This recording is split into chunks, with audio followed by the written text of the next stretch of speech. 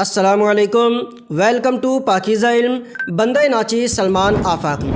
آج ہم بات کرنے والے ہیں ایمان بالقدر کے بارے میں، یعنی تقدیر پر ایمان کے بارے میں، نصیب پر ایمان کے بارے میں، اور جو مصیبتیں جو پریشانیاں ہم پر آتی ہیں ان کا سبب کیا ہے۔ تو چلیے اللہ رب العزت کے نام سے شروع کرتے ہیں۔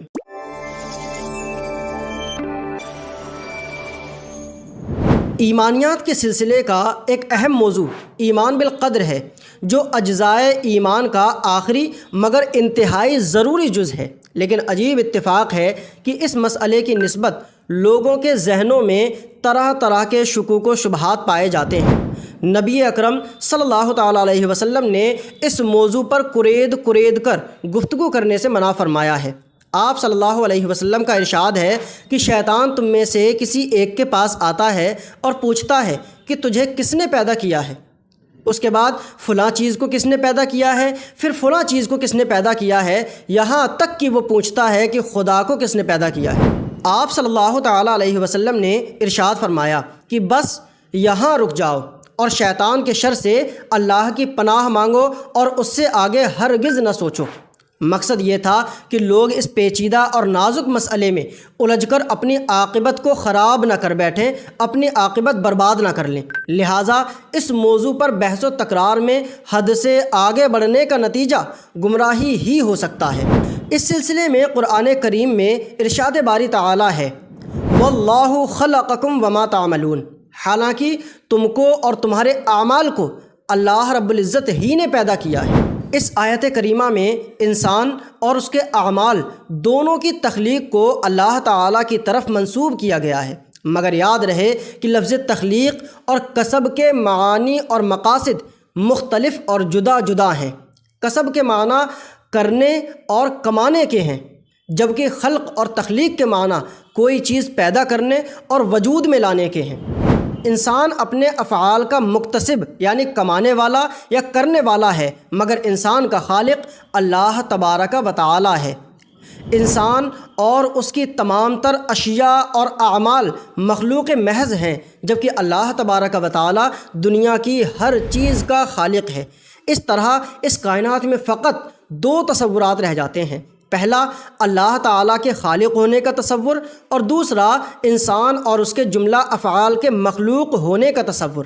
نتیجتاً خالق ہر فعل میں خالق ہے اور مخلوق اپنی ہر صفت میں مخلوق ہی ہے۔ خدا اور اس کی ذات و صفات کے سوا چونکہ کائنات کی ہر ادنیٰ و اعلیٰ چیز مخلوق ہے، اس لیے کائنات اور اس میں وقوع پذیر ہونے والے اعمال و افعال بھی مخلوق ہی ہیں، جن کے مخلوق ہونے کے ناطے تخلیق تو اللہ تبارک و تعالیٰ کی ہے، مگر کسب اور ارتکاب انسان اپنی رضا اور رغبت سے کرتا ہے۔ اس لیے اب اس سوال کے جواب میں کہ انسان کی اپنے افعال سے کیا نسبت ہوگی، یہاں پر قرآن کریم یہ واضح کرتا ہے کہ انسان اپنے افعال کا خالق نہیں ہے، بلکہ ان کا کرنے والا یعنی مکتسب اور مرتکب ہے۔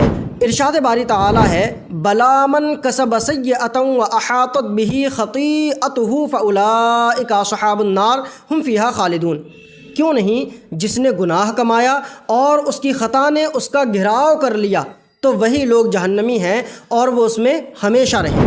قرآن کریم یہ حقیقت پوری طرح واضح کر دیتا ہے کہ اگرچہ انسانی عمل تخلیق کے اعتبار سے تو مخلوق خدا ہے، لیکن اس کا ہر فعل انسان کا اپنا کسب ہے، اور کسب چونکہ آزادانہ ہے اس لیے وہی اپنے عمل کے انجام کا ذمہ دار بھی ہے، کیونکہ جزا اور سزا کا تعلق کسب اعمال سے ہے نہ کہ خلق اعمال سے۔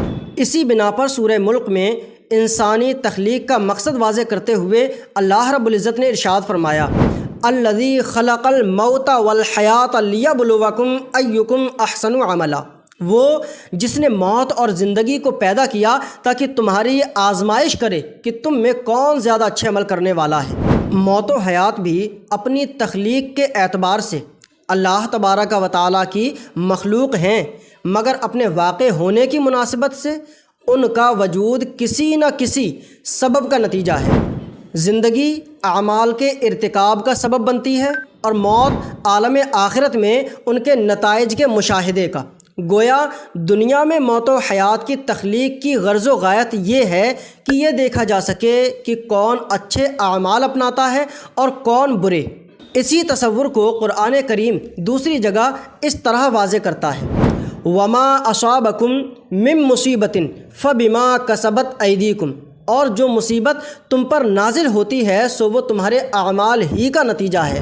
لہٰذا اگر انسان کو کوئی بھی نعمت ملتی ہے تو اس میں اللہ تبارک و تعالیٰ کا لطف و کرم شامل ہوتا ہے، مگر مصیبت واقع ہونے میں انسان کی اپنی غلطیوں کا ہی عمل دخل ہوتا ہے۔ اگرچہ ہر اچھائی اور برائی کا پیدا کرنے والا اللہ تبارک و تعالیٰ ہی ہے، لیکن بندگی کا ادب جس کی تعلیم انسان کو دی گئی ہے یہی ہے کہ وہ اپنے اعمال کو نیک بنانے کی کوشش کرتا رہے، لیکن وہ یہ جان لے کہ اسے اس راہ میں جن مشکلات اور آزمائشوں سے گزرنا پڑتا ہے وہ اس کے اپنے اعمال کا نتیجہ ہیں۔